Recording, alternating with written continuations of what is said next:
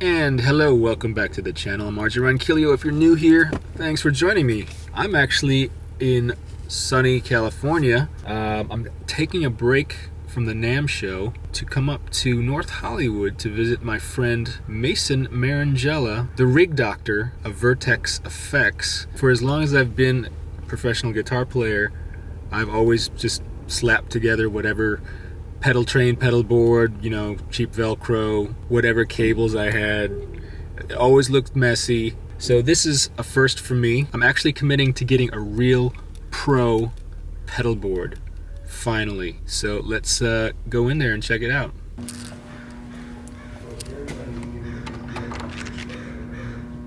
Okay, so...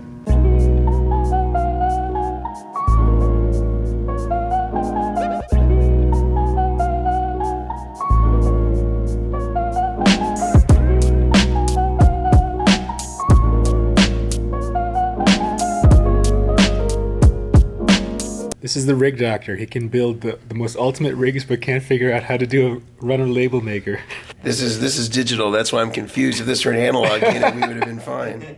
Tuner first, I think, then drop. Yeah. And then up here, we will put the compressor. This is kind of one of the alternatives I was considering because I was noticing that we're going to be pretty tight on space on that top row. Yeah. We put the tuner on there. Ah, okay. Just thinking something like this.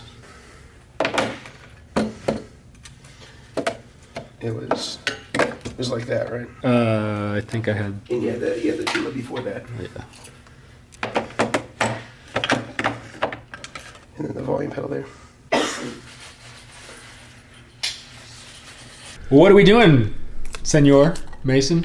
What we're doing is we're building a rig for the most celebrated guitar player on YouTube, Reverend Dr. R.J. Ronquillo. What I'm calling the kitchen sink pedal board. Mason is forcing me to build a pedal board finally. I've gone through my whole career with flimsy, dirty ass Velcro solderless cables. Just say no to solderless cables. Yeah. It's like drugs. That's right. Don't do drugs. The only way I would commit to something like this is if I could put every single pedal that I would need for any gig that I might have, any session, basically everything I would use and that I would be at home with. So this is probably the biggest pedal board build that I've ever done, but it's got everything I need. Now I'm going to give you guys a quick tip here though. One thing that a lot of people ask is on pedals that you have kind of the bad Velcro on. Which I had. And not the good dual lock Velcro. Let me show you a reel of that. This is the good stuff, the dual lock, which we're using. You'll get a residue. There's a little bit there. I don't know how much you can see it. But if you want to get rid of it, the easiest way is actually just to reapply the old Velcro over it, press it down, and then do what I call the Brazilian wax technique. Aye! And now it's clean. So when you're applying your Velcro, you never want to apply it over screws. I see a lot of people putting their Velcro over screws. How are you going to remove the bottom of your pedal if it's got screws covered with Velcro? Can't do that. So that's illegal. Don't do that. Second thing is you notice I don't always go quite to the edge. The reason why is when you put dual lock on a board, if it's hanging over the edge, it's actually going to show up through the bottom of the pedal board. You don't want that to be having unsightly. It's like having nose hairs coming out of your nose. You don't want that. So you want to make sure you do that. And you also don't want to cover the battery. We're taking out batteries too. That's another tip. Don't leave batteries inside your pedals on the pedal board. If it has a power supply, if something were to get a leakage of voltage, you could overvolt this thing. You don't want to do that. Leave the battery door uncovered so that you could remove it if you needed to. Easy tips from Uncle Mason. One thing that many people have asked about is how do you put Velcro on a Boss pedal? Well, RJ's attempted here, but as you can see, it really doesn't stick very well because it's just on this rubber surface. It rips right off. So this is what you do if you have a Boss pedal and you want to put Velcro on it. You actually have to remove this rubber part. Now that looks pretty ugly, but check this out. If you remove the 4 screws, time lapse, you have the 4 screws removed, you flip it over, and you have a beautiful clean surface to mount your Velcro to. So the order that you work in is? Yeah, you want to have all the pedals down in the order that you want them. Dummy plugs in? Put the dummy plugs in because that way you're not routing based on a spacing that isn't going to work. So now we know we have the spacing to accommodate everything, that it's going to be the right fit once it's all on the board. So when you do the wiring, do you keep the plugs in? Yeah, so I'm going to do power next. So then that way I know my barriers from where I can route and where I can't, where there's going to be spaces for plugs that need to be left. Because sometimes people are not giving themselves enough space, and then they end up crowding everything too much. They don't have enough space to route. So we want everything to be routed appropriately. So we put all the plugs in first, and I just leave them in there until I'm ready to actually do the soldering of the plugs. Beautiful. You into power tools? I'm into power tools. We're going to be drilling out this little tiny case to put a battery inside, because the fuzz bender takes a battery only internally. And a lot of fuzzes don't sound great when they're used on power supply. We don't want to affect the sound of this. So what we're going to do is we're going to mount this case upside down, and we're just going to put maybe one screw in it, because it just needs to be able to hold the battery. And we're actually going to drill a jack into this and bring it in out here, so you don't have to pop this off. You just take off one screw. You'll have your battery jack inside there with the battery connected to it. So that way when he flips off the battery right there with that switch, it's just going to turn it off in here instead of having to open this up and to replace the battery. This makes it a lot cleaner, and it'll still be able to access this even with the bridge on there. Woohoo!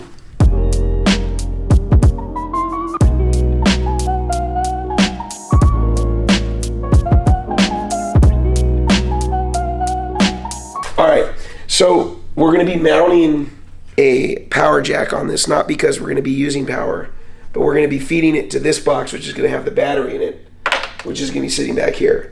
So I'm just elongating his leads here that he's already put. Very well built pedal, by the way, whoever's making this thing.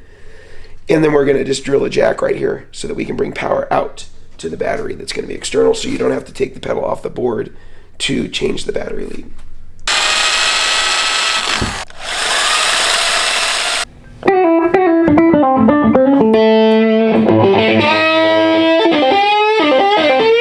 Battery off. Yep. What I'm doing here is I'm creating the line with which we're going to be routing our cables through. So I'm kind of just trying to determine where my routing space is going to be. And I'm using this tape to help me with that barrier. So how important is it to keep your power and your audio parallel or separate? Or Not that critical. okay, because I never did. Yeah, only if you have AC.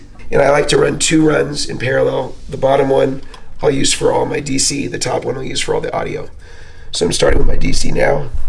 And I'm just going to make a nice line with it.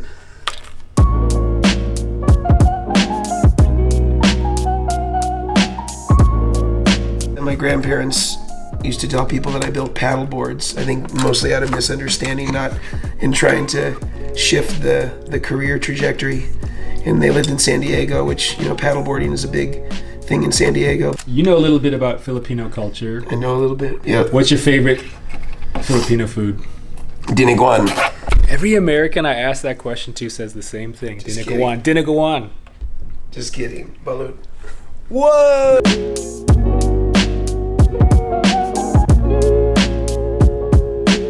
This kind of loom right here, so I'm just making sure that what I've cut is going to kind of maintain the way that this is dressing into the power supply. This looks good, so make sure that you put on your plastic housing first. For these guys, I don't need very much of this stripped. Just taking the wire there, braiding it together, take off a little bit of the tip, feed it through, bend it down a little bit. Now it's ready to solder.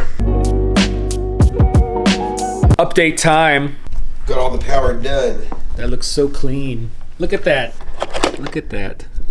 Gotta get a little tone brush in there, but Straight as an arrow. Look at the track. That's so cool. And a good tip for running audio cables is you always want to start, especially when you're not doing a switcher like this, I like to start at the very end and work backwards, and you can just test one thing at a time. You can go, okay, like we had the Ventures first. Ventures last. Sorry, Ventures last. We're going to run that into the interface. So what we're going to do is we're going to plug into the Ventris, go out of the interface to the amp, see that that works, and then just go down the line in succession and keep adding in each successive pedal until we get to the very beginning. That way we know everything works as we go. So I built for RJ this custom interface box. Now you might be asking yourself, well, why is there one mismatched jack? That looks not so good. Well, there's a reason that we do that. The reason that we do that is we want to ground the input to the case. And you can't do that with these types of jacks. These are floating jacks that are not grounded, but this is grounded. And you want to usually put your ground, if you're going to ground the case, on the input closest to the guitar, and then everything else is floating. So only this is grounded to the case. This is going to the guitar amp. This is the send, this is return.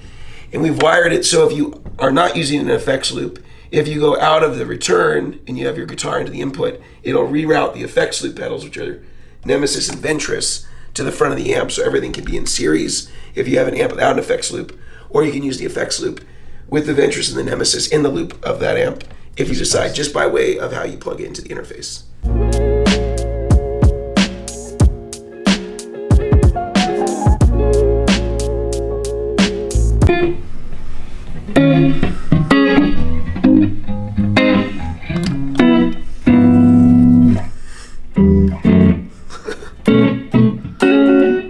Mogami Cable 101. First of all, braid the copper together. That's your shield.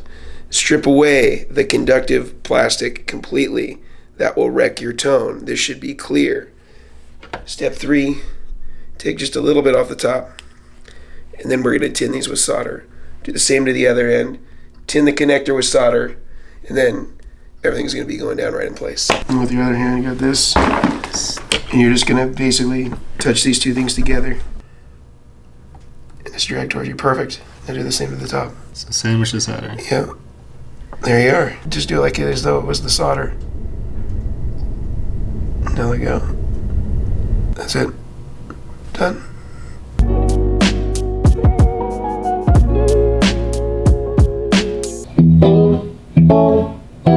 Hit it again. Wow. Literally down to the wire? To quote Shaka Khan. To the wire.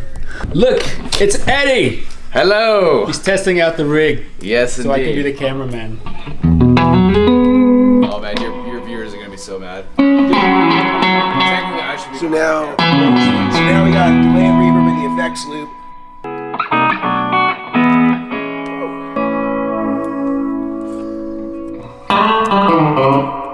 Well, I made it back to Nashville in one piece, and so did my pedal board. So I figured I would just kind of walk you through my pedal board.